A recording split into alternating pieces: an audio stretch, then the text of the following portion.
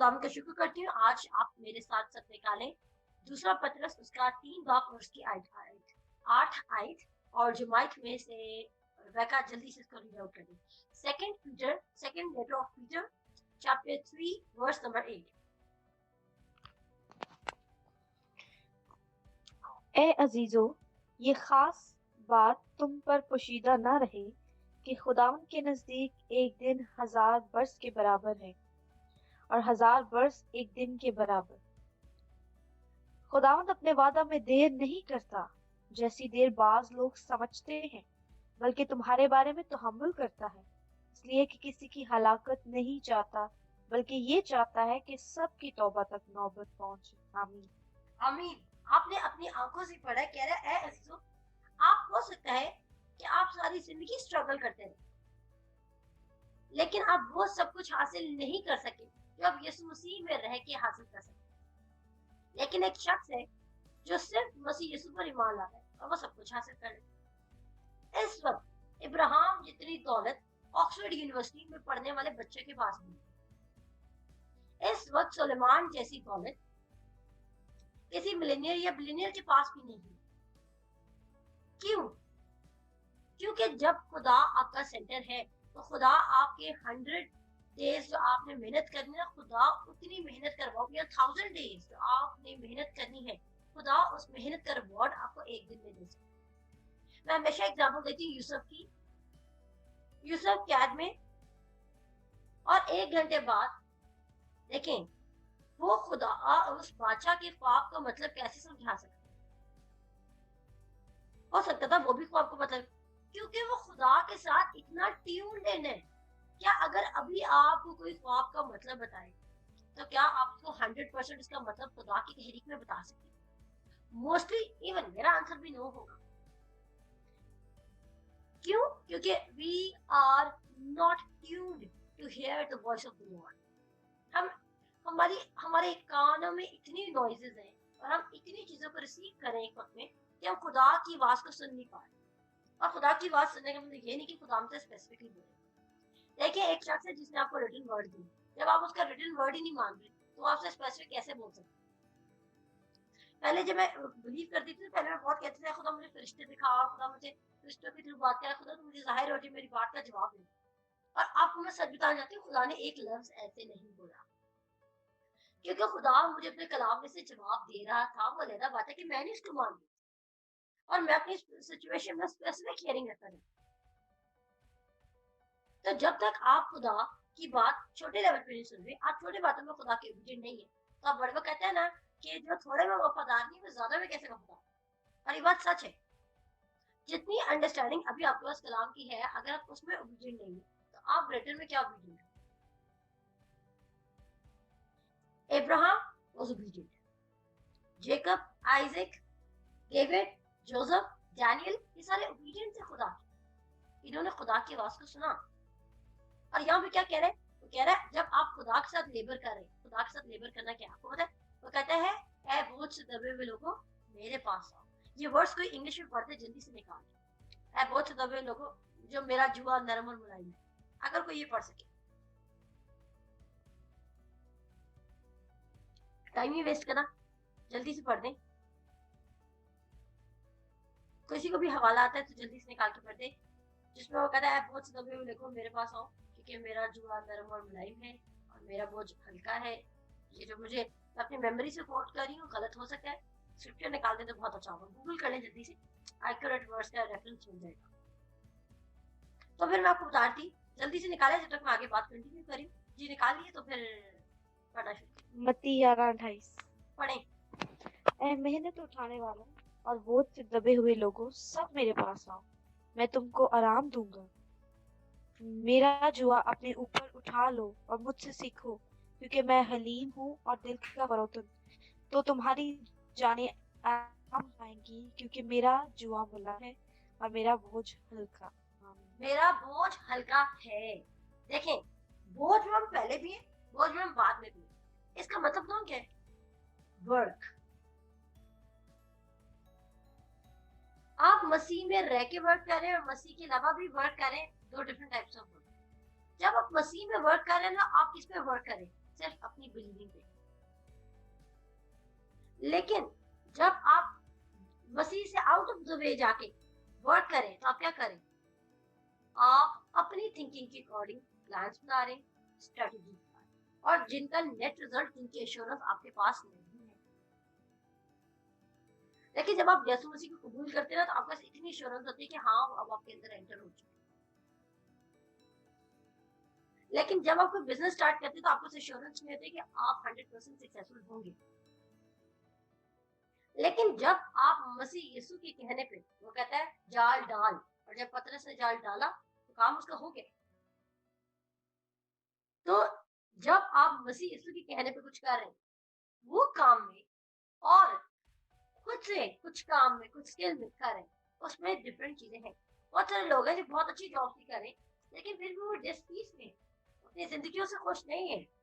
क्यों? क्योंकि वो कहता है एक इंसान है जो सारा कुछ हासिल कर ले, लेकिन इसमें जान बचाना नहीं सीखा। अगर आपने यीशु में आके भी स्ट्रगल करनी है, क्योंकि वो कह रहा है खुदा का वर्किंग सिस्टम क्या है, खुदा इस तरह काम करता है कि उसके सामने आपके 1000 डे भी 1 डे की कर सकते हैं। जैसे उसने जोसेफ को क्या किया, जोसेफ कैद की हालत में, लेकिन कैद की हालत में भी वो खुदा को सुनता है, वो अपने पड़ोसी से अपनी मानित प्यार करता है, वो खुदावंद अपने खुदा से अपने सारे दिल और अपनी सारी जान और अपनी सारी अक्ल से मोहब्बत रखता है, अपनी सारी ताकत से।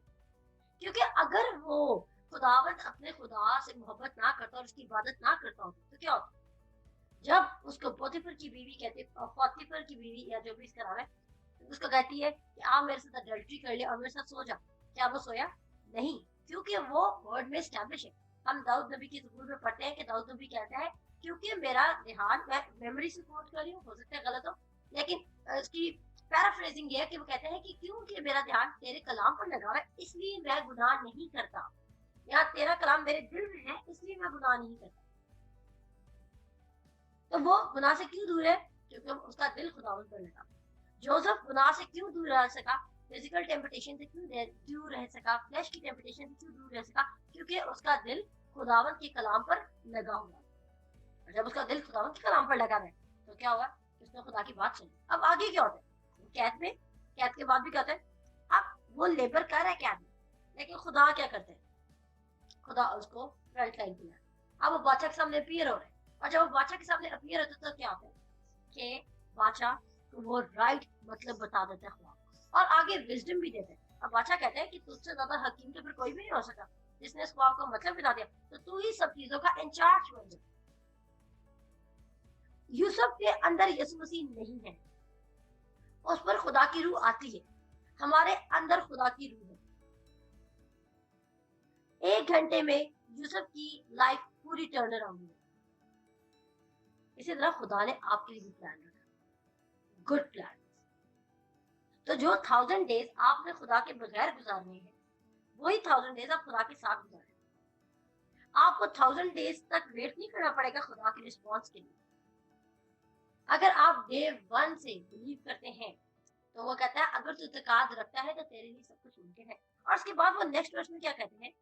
कहता है कि जो यहाँ पे लिखा है, मैं पतरस 3 बाब में हूँ, दूसरा पतरस उसके 3 बाब में, वो कहता है 9 आयत में कहता है खुदावंद अपने वादा में देर नहीं करता, आपके पास फुली इनहेरिटेंस इंटैक्ट, यानी कि आपको गिव अवे कर दी गई है, लेकिन आप फिर भी किस बात का वेट कर रहे हैं? आप अपना ईमान क्यों नहीं इस्तेमाल कर to call the things out?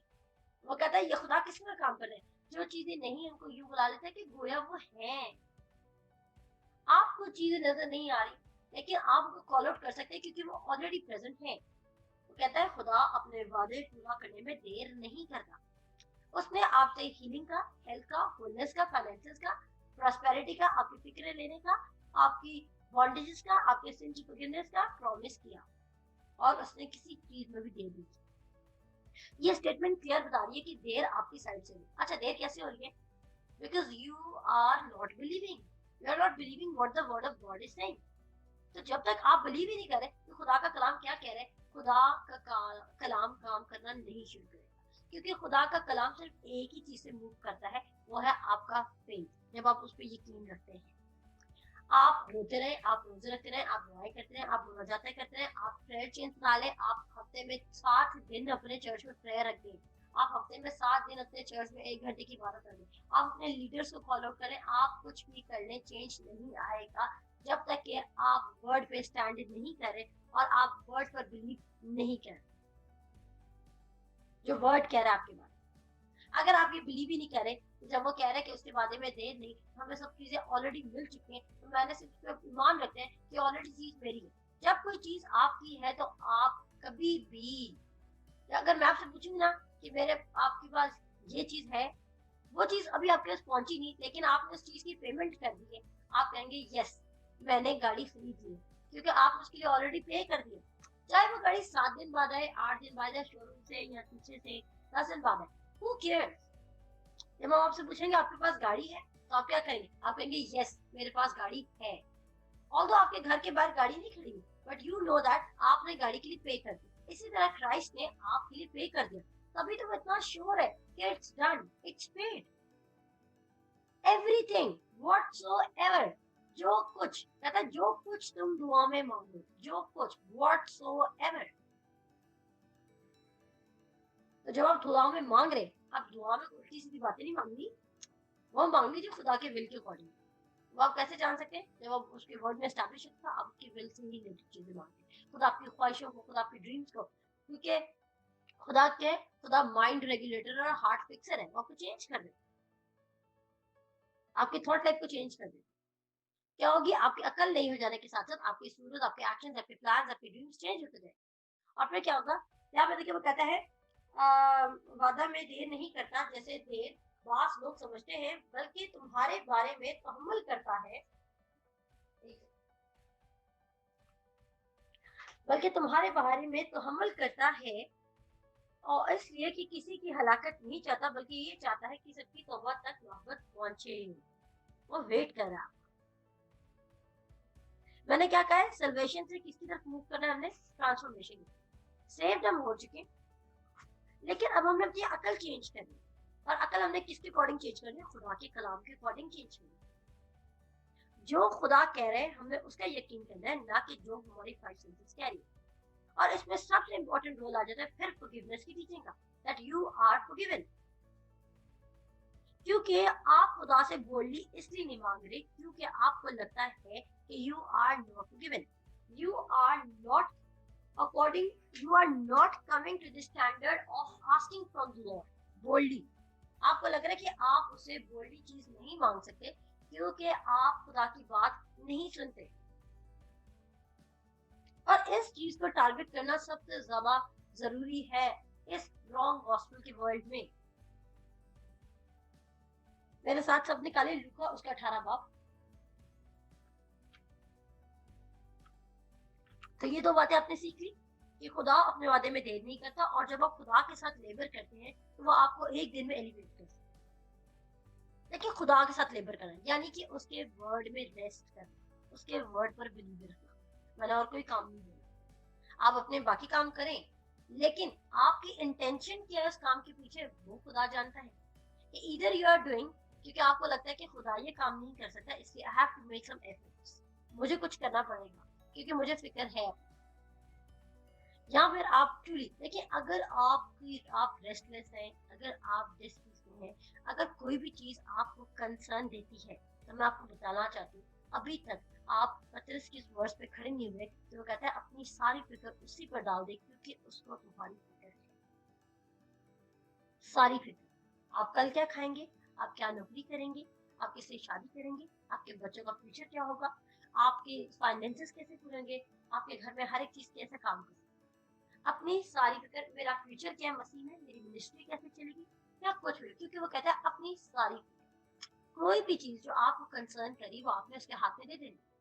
लेकिन अगर आप नहीं दे रहे तो बाय गॉड आप आज, कल, अगले साल, अगले 20 साल तक उस फिक्र की बॉन्डेज में रहेंगे। और क्यों बॉन्डेज में रहेंगे? क्योंकि आपने झूठ को पकड़ा है। झूठ क्या पकड़ा है? कि आप अपने लिए खुद कुछ कर सकते। आपने क्या झूठ पकड़ा है? कि खुदा उनकी मदद करता है जो अपनी मदद आप करें। आपने ये सच नहीं पकड़ा हुआ अपनी सारी फिक्र उस पर डाल दे क्योंकि उसको तुम्हारी फिक्र है। आपने ये सच नहीं पकड़ा हुआ बहुत से दरगबरी लोग मेरे पास आओ, मैं तुम्हें आराम दूंगा। आपने ये सच नहीं पकड़ा हुआ कि मैं तुम्हारी तमाम जरूरतें पूरी करूंगा अपनी एहतियात से, अपने रिसोर्सेज से, अपने फाइनेंस से खुदा पूरी करें। मैं पिछले दिनों पढ़ा रही थी कि जेनेसिस पैदाइश की किताब उसके 14 बाब उसकी 21 आयत में, हम ये रेफरेंस नहीं खोलेंगे, आप सब अपने घर में जरूर पढ़िएगा। पैदाइश की किताब उसके 14 बाब उसकी 21 आयत में लिखा है कि जब इब्राहिम जाता है और इब्राहिम के पास देखिए अपनी आर्मी है, वह सदूम और गुमरा में जो लोग किडनैप हुए हैं, जो असीर हुए हैं, उनके लिए अपने नौकरों को लेके जा रहे हैं। वो इब्राहिम जो अकेला घर से निकला, लेकिन बाद में खुदा ने उसको क्या किया, उसको सरफराज किया, उसको एस्टैब्लिश किया। क्यों? क्योंकि उसने खुदा की स्टिल स्मॉल वॉइस को सुना है। और क्या होता है, इब्राहिम जब वहां पे जाता है और वो लोगों को बचा लाता है, तो बादशाह सदूम का बादशाह उसको गिफ्ट देना चाहता है, उसको रिवॉर्ड देना चाहता है, उसको कहता है कि तू कुछ भी ले सकता है, लेकिन वो क्या कहता है कि मैं तुझसे कुछ नहीं लूंगा, क्योंकि कहीं तो ये ना कह दे कि तूने इब्राहिम को अमीर किया। अब इब्राहिम किसका कैरेक्टर शो कर है? खुदा का कैरेक्टर।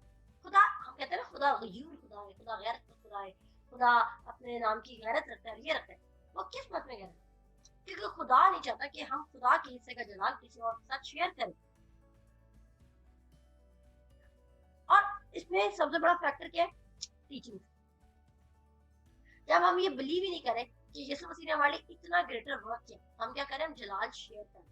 अगर आप मसीह यीशु को कबूल करने के बाद अपने कामों में पड़े और आप अपनी रास्तबाजी को मेंटेन करें और आप समझ लें कि अगर मैं ज्यादा ये करूंगी तो मैं मसीह यीशु के सामने या खुदा के सामने मकबूल ठहरूंगी, तो आप क्या करें?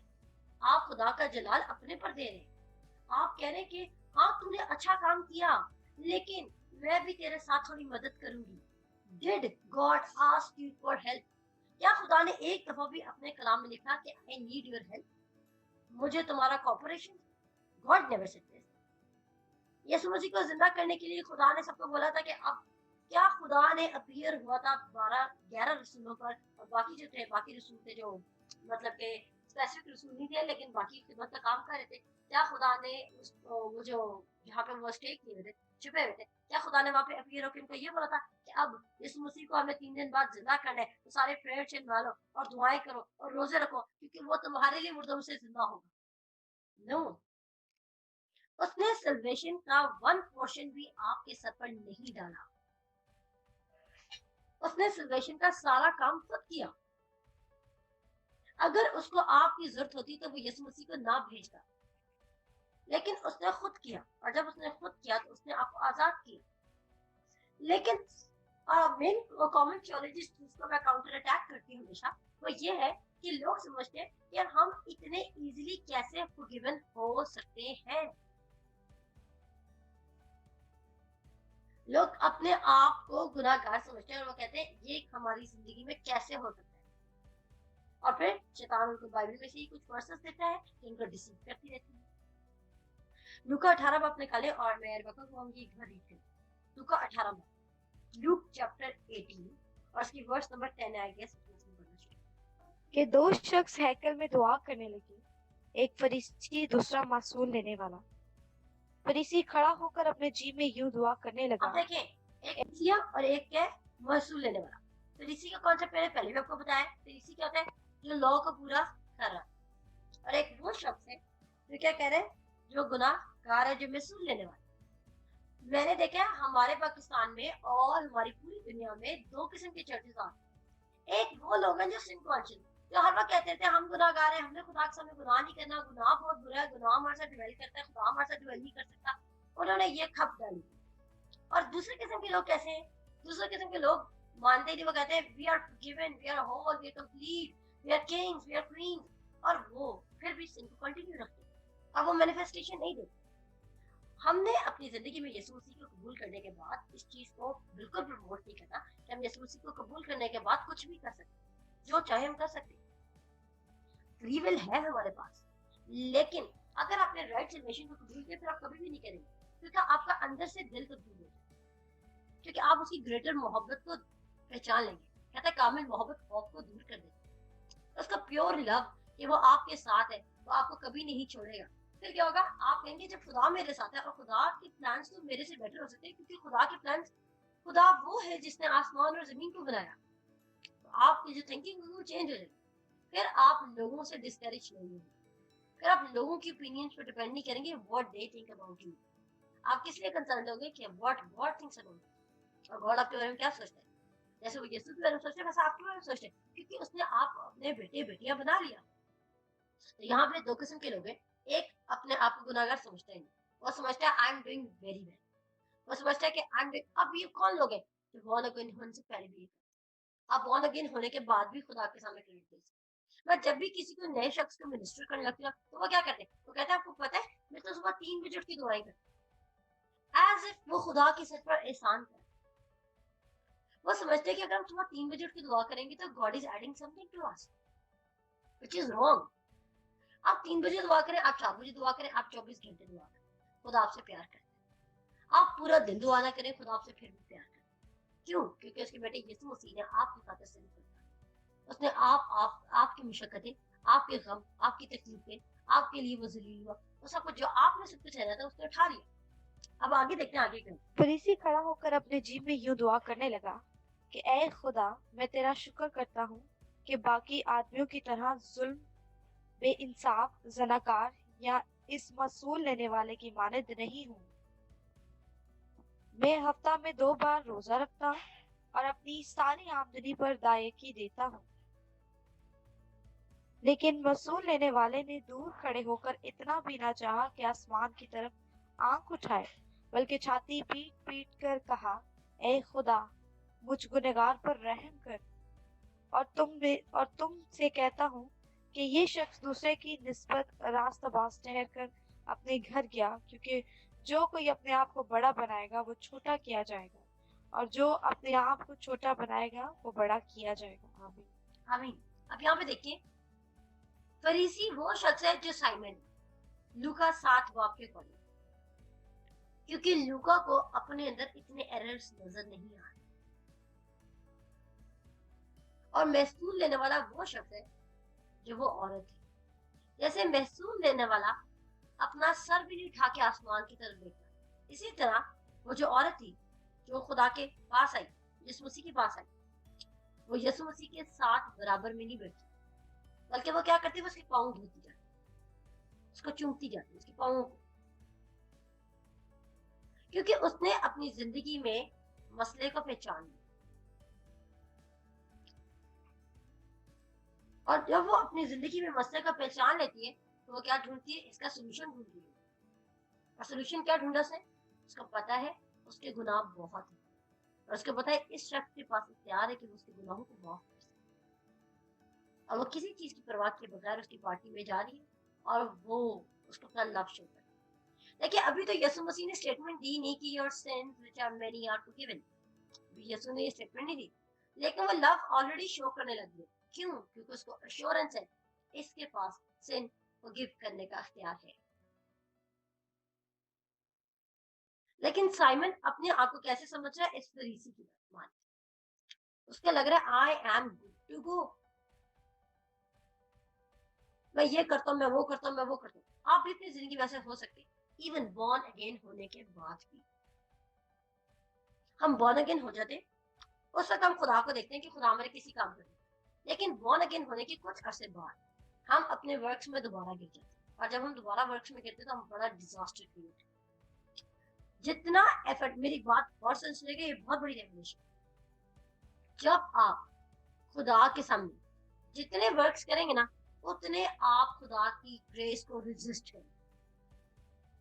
जितना आप खुदा के सामने वर्क्स करेंगे उतना ज्यादा आप खुदा की ग्रेस को रेजिस्ट करेंगे। जैसे वो कहते हैं ना, resist the devil and he will flee from you. Resistance क्या करती है, जब आप किसी शख्स को रेजिस्टेंस दिखाते हैं तो वो आपसे दूर चले जाते।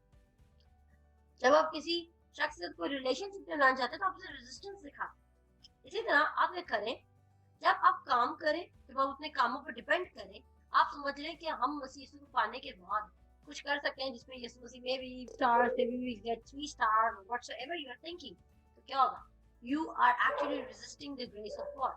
और जब आप ग्रेस को रेजिस्ट गेट 5 करेंगे तो क्या होगा, grace will flee from you, grace आपसे दूर भाग के जाएगी। The more you are thinking you can do something for God, the more you are pulling away God. The more you are thinking कि God has already done, the more you are calling His grace upon you. उसका फजल आपकी जिंदगी में काम करने लग जाए, और जब उसका फजल काम करेगा तो सारी चीजें खुद ही नाम में मिलती जाएंगी। तो सोचें, जब आप रेजिस्ट कर रहे हैं तो आप दूर भगा रहे हैं, लेकिन जब आप सबमिसिव हो रहे हैं, जब आप हम्बल हो रहे हैं, आप बिलीव करें जो वो कह रहा है, और क्या होगा, कोई 30 गुना, कोई 60 गुना और कोई 100 गुना फल लेके चेंज आ जाएगा, ऑटोमेटिक रिजल्ट आएगा। देखें, जब हम दरख्त लगा देते हैं उसके बाद हमें फल की टेंशन नहीं होती। जब हम देख रहे थे दरख्त अच्छा बढ़ है, तो क्या कभी किसी ने ऐसा किया, देखा कि मैं देखती हूँ इसकी जड़ों में फल है कि नहीं है? फल को नीचे से तो नहीं गा रहे, फल ऑटोमेटिकली आते हैं, सीजन के अकॉर्डिंग फल आ जाते हैं। इसी तरह आपकी जिंदगी में भी जब आप यहाँ पे देख रहे हैं, फरीसी और वो शख्स महसूल लेने वाला, एक अपनी जिंदगी में सिन को हाइड नहीं करा और उसको ओपन करके शो कर कि yes I need forgiveness, I had sin in my life और I have sin in my life. तो आपने ये प्रोसेस तो नहीं करा है कि आपने माना कि आपकी जिंदगी में गुनाह था, आपने यीशु मसीह की माफी मांगी, आपने उसे कबूल कर लिया, लेकिन अगर वो माफी कबूल करने के बाद आप ये बिलीव करें कि ये तो मेरे पुराने गुनाह थे, लेकिन अब जो बॉर्न अगेन होने के बाद मैं गुनाह कर रही हूँ, उनका क्या बनेगा? मैं आपको बताना चाहती हूँ, खुदा ने उनके लिए भी ऑलरेडी पे कर दिया,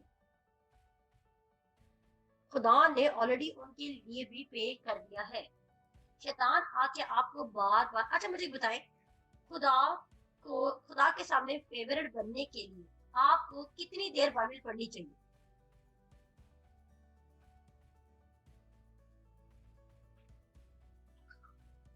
जल्दी जवाब दें, टाइम वेस्ट।